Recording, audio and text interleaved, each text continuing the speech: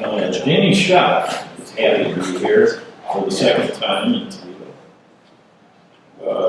Twice during this calendar year. He's also working on a couple of books, or had 2 books published. Nightbird Flying and Roadside Press. Yeah. And the Jersey Slide from Cabin Carrier Press. Please welcome Danny Schaff.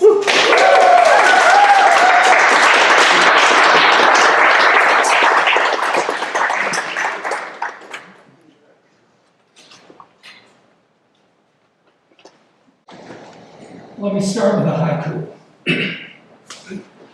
If they don't like when we call them fascists, maybe we shouldn't do fascist shit.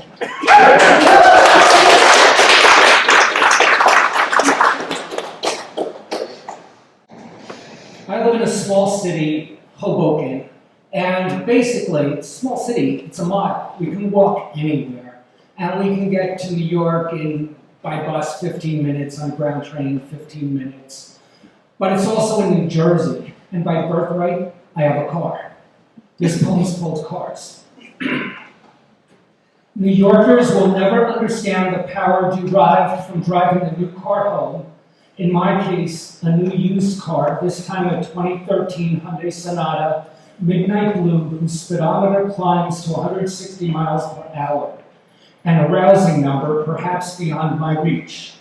Before this, a 98 Saturn, a utilitarian vehicle from the last millennium, more plastic than metal, nevertheless a sturdy companion who survived her share of bumps and bruises, navigating Hoboken's surly stop-and-go streets.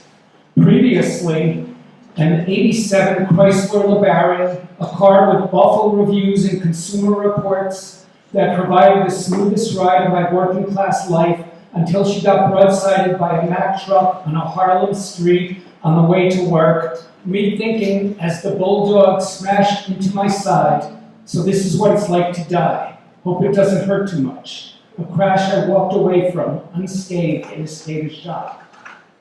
Which was preceded by a 1982 Buick Regal, nothing but trouble that I should have been wary of upon purchase from a fortune teller in the Portuguese section of Newark, a natural lowrider without any modifications, eventually stolen by wayward teens, which wound up being a windfall, paying back an insurance more than the car was ever worth.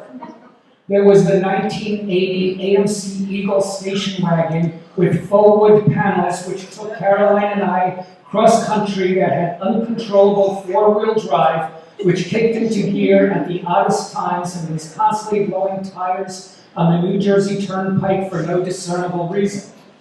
Which followed a yellow 70-something Datsun we named Roadkill, because it was in a constant state of death throes and rattles, emitting a sulfurous stream of black smoke every time it accelerated through a toll booth, rusted through its chassis, yet refusing to die.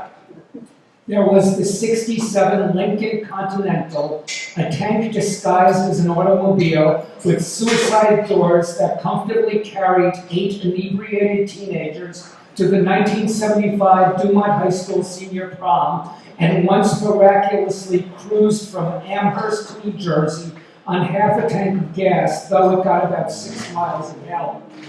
And the 62 Studebaker that had a stone instead of a carburetor that I used to deliver Uncle Frank's pizzas in high school until it caught fire while driving on Madison Avenue, that the volunteer fire department had to put out after only 3 months of care and ownership, which was a replacement for my first love, a white 66 Impala that I bought for $40 because it had been hit by a garbage truck and was mangled around the trunk, but drove until the transmission went a few months into my ownership, which I nevertheless drove only in reverse through the streets of my hometown, oblivious to the cops or the basic laws of physics, which I bought to ease the pain of the loss of my 64 Rambler with a push-button transmission, which was never really mine but my dad's, bought only a month before he died, and was totaled by my mother during an ill-advised driving lesson with my brother-in-law Leo, who was far from a great driver and was promised to me in theory when I came of age, and which I started surreptitiously drove out the driveway late nights after Mom was asleep to pick up my buddies and the Diaz twins in Stone Teen fuck-it-all New Jersey abandon that New Yorkers will never understand. My dad's many clunkers, none more memorable than the red 48 Chevy with the chrome hood ornament, a naked goddess with voluptuous mid-century all-American breasts that Steve Margarelli and I would kiss every morning on our way to school between 1st and 3rd grade for good luck and because it was a thing to do. We named Minerva after the mermaid in Diver Dan, planting the seeds of unconditional love between this man and my newest, my bluest, my darling set of wheels.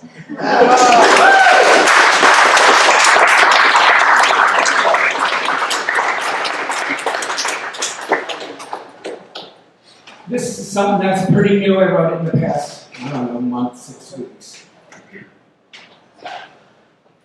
Catching your breath in a burning house. My politics can be summed up in 2 words: anti-fascist, or Antifa, if you insist on one. We're not supposed to talk politics at the high school reunion. Fine, we'll skip the reunion. We'll meet where we can laugh in another town, perhaps another time. We're not permitted to call them fascists anymore, but their boots echo loud, shiny and stomping through the halls of media giants, corridors of white shoe law firms, centers for disease control, through classrooms and dormitories, into your child's consciousness. You ask, what does courage look like? It's not a cape or a championship belt. It's definitely not a gun. Maybe a weary janitor refusing to mop up blood that wasn't an accident. It could be a talk show host unwilling to be silenced. Sometimes it's a librarian who leaves banned books where kids can find them. We've seen this movie before in Berlin, Moscow, Imperial Japan, Charlottesville, Kabul, Jerusalem. Fascism and violence march lockstep, hand in hand. Call it genocide if you dare. The subways still run. Gas is cheap. The Marvel universe remains intact. Tech stocks soar to Olympian heights. Amazon Prime delivers next day. Supermarket shelves remain stocked with inflated coffee, bread, and meat. No one is innocent who chooses not to see. Teachers try to teach history or science in whispered syllables like contraband jazz. Don't wait for the uniforms to change. They already have. Now they wear masks and flags on their lapels and carry guns with the safety off in fear for their lives. Courage is not the absence of fear. It's carrying that fear into the courthouse, the classroom, the library, the voting booth, and into the streets. Remember this, bullies are cowards at heart. You are not insignificant.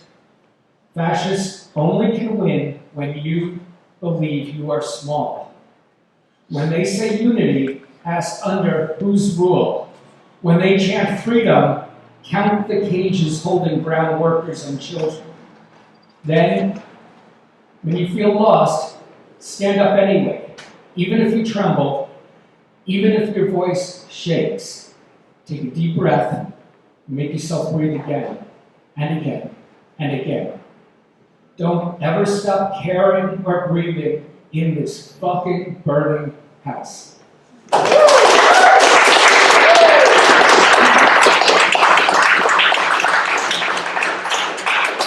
Okay, this last one is from my new book. And when I say new book, I mean new. It's published, the publishing date was Tuesday, and today is what? Saturday. So it's the calendar, for God's sakes. This is the first poem in the book, and it's for all the poets in this room, and it's also for the poets sitting at the bar. Tempest. All the poets who ever writ are here with me. I raised the mainsail up the mast for those who passed into the night alive within us. The closeted friend too ashamed to seek treatment until too late. A black-hatted New Rican legend lugging a condom crucifix singing songs of Puerto Rican liberation.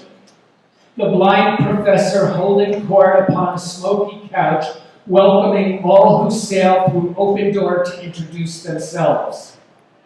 I stand before you, bent but unbound, brave but not dead, anonymous and proud. Some poets have tied their sails and souls to the warm comforts of the academy. Rare few have cast off against the prevailing gales, emerging as prophet for their motley crew of misfits. Others became unmoored by the cruel vicissitudes of fashion, unable or unwilling to follow the wind. A few have fallen into the doldrums, pounding out despaired manifestos to the sound of Mahler on broke-down radios in half-lit rooms. Hyacinths for the disappeared, thrown into the roiling sea, so-called enemies of state, victims of the dictator's purge, and those destroyed by madness and lack of recognition. Yet here I stand, creased by absurd laughter, unembittered by rejection, breathless in love with the elusive beauty of words spoken into the void. To all the poets who ever lived, proclaiming God's glory in the Judean desert, telling tales of epic wanderings off Ionian shores, griots singing praise songs, calling on ancestors' protection, besotted flaneurs, absent blind, scribbling in tattered notebooks, the muscle-bound hod carrier from way out west who broke his back under the weight of belief that poetry could save our souls, the feminist icon brooding at her kitchen table over her terminal diagnosis, a candy store owner in Bayonne holding intricate jazz lines in his head while serving soda pop to thirsty teens. The working-class Brooklyn Jew who found his distinctive voice later in life and couldn't stop sharing, a singular woman writing shapeless verse to no one and everyone simultaneously. I call you forth, here upon this rugged deck, enveloped in the foggy soup between wreckage and time, memory and consciousness. Sail with us upon the choppy waves. Yeah.